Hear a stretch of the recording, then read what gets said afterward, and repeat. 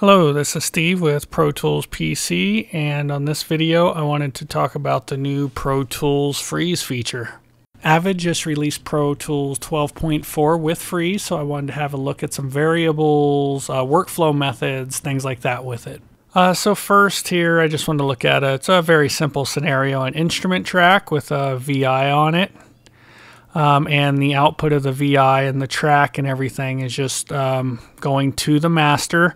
So nothing fancy here, pretty simple situation. So in this case, if we was to just hit freeze, we can see now we get a combined MIDI and audio view.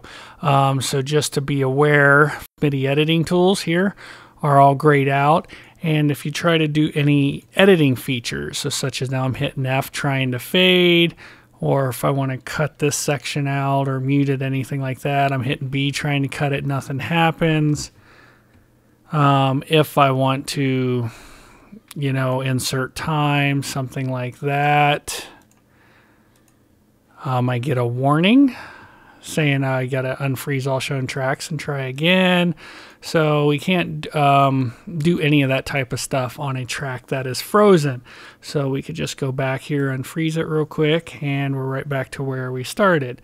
Another thing to be aware of is if you freeze a track, so let's do it again. Our insert becomes inactive. We get our little snowflake icon. Our MIDI output is inactive on that track. So what we can do here is actually add inserts, plugins after the last frozen insert point.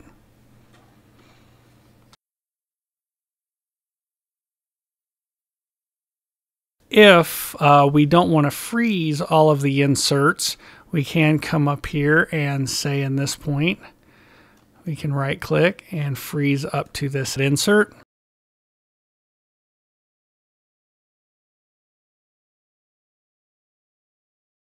And then everything left below this point is left unfrozen.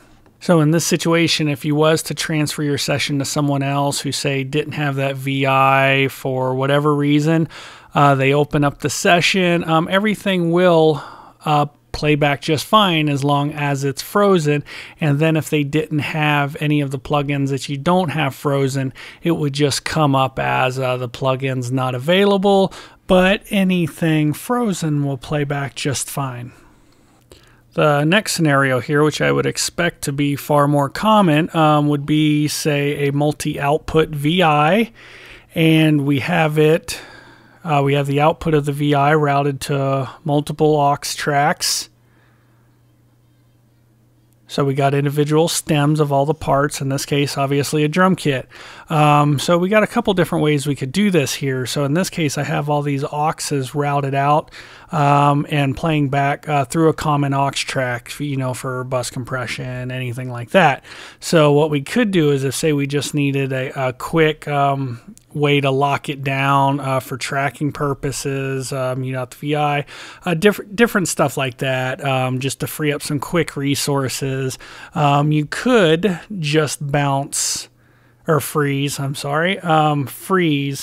the aux output of the VI. Now in the same case, you could do this with, say, reverb, anything you have on aux inputs for this purpose.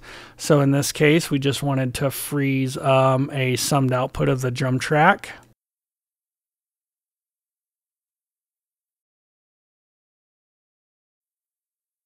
Okay, and now we have all of that frozen down on our aux track. Something to note from here, so in this situation, I would have the aux track on solo safe, so anytime I go to solo back any of the kit pieces, anything like that, they would play. So now we have this track frozen, but if I go through to solo any of these tracks, it'll still solo this track, but it won't play the individual track here since it's frozen.